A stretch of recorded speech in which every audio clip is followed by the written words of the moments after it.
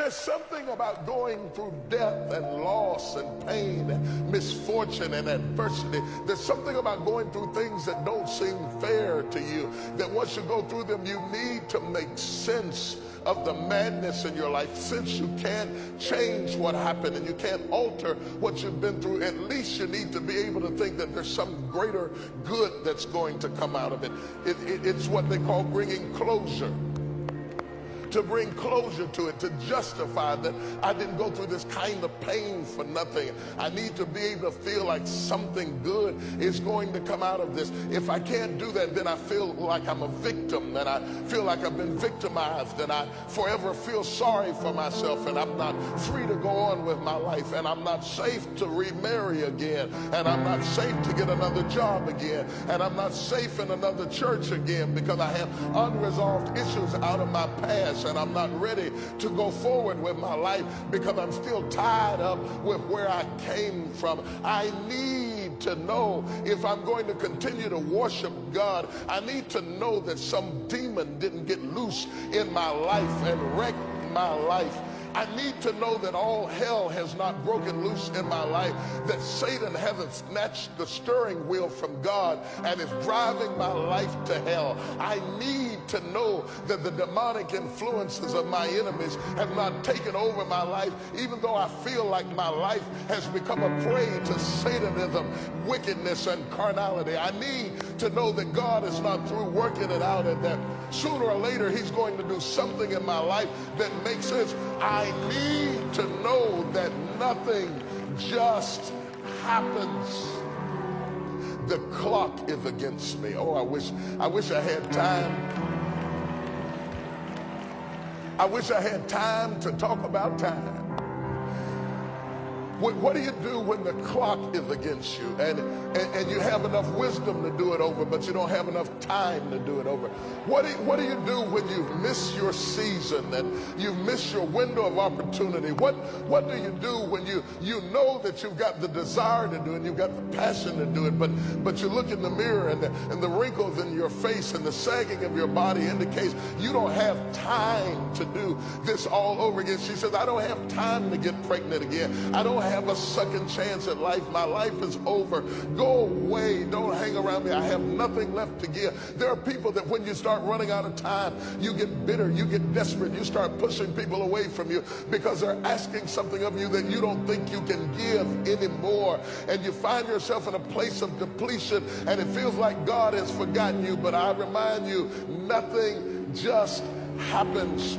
At this age, at this stage, there's a reason why it happened at this age. There's a reason why it happened at this level in life. It's not a mistake. It's not an accident. God didn't fall asleep on the job and the devil came in and wrecked the car. No, God never sleeps and he never slumbers. He's in complete control, and he knows where you are, and he knows how old you are, and he knows how much time you spent, and he knows what happened to you, and he knows who walked out and left you, and he knows who betrayed you, and he knows who molested you, and he knows who raped you, and he knows who rejected you, and he knows where you are in life, and he knows about your bills, and he knows about your degree, and he knows you dropped out of school, and he knows about what you didn't get, and he knows about the health of your child, and he knows about the condition of your neighborhood. Understand that and tell yourself, nothing just happened.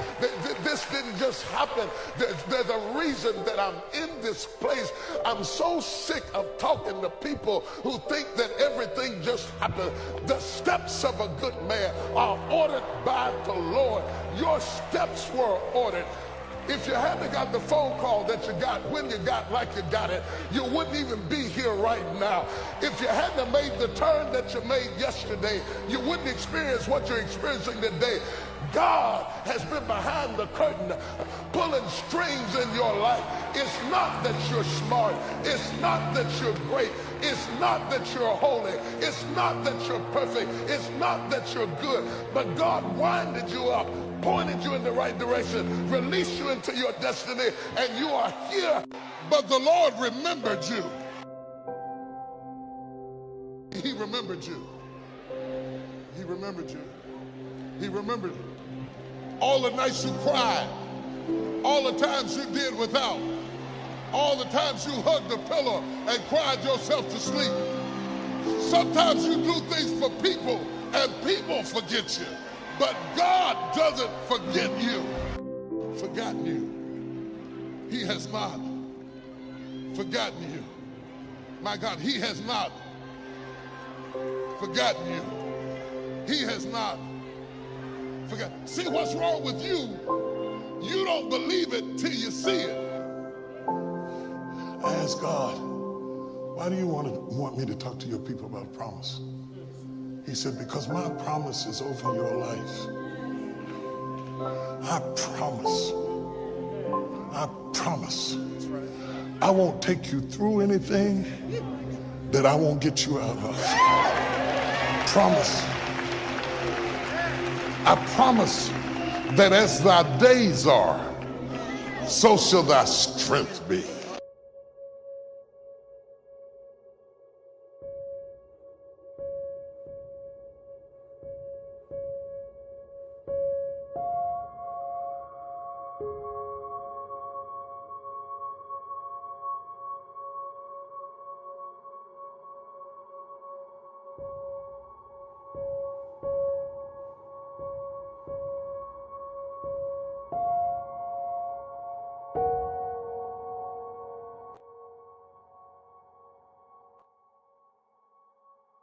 When the days get tough, your strength will get stronger. Husha! When you're backed up against a wall, I'll open up a door. When they try to curse you, I promise I'm gonna bless you. Hey! I promise your enemies will be my enemies. I promise the last shall be first. I promise. Hey! I promise. Promise. I'm going to bring you through this season you're in right now. I promise I'm going to bring you through it. I know you're scared. You might be walking through the valley of the shadow, but don't fear no evil because I'm with you. I got your back. I'm going to bring you through it. I'm going to bring you through it. Your friends can forsake you. Your family can forsake you. Your children can forsake you. Your parents can forsake you. But I promise you, Lord,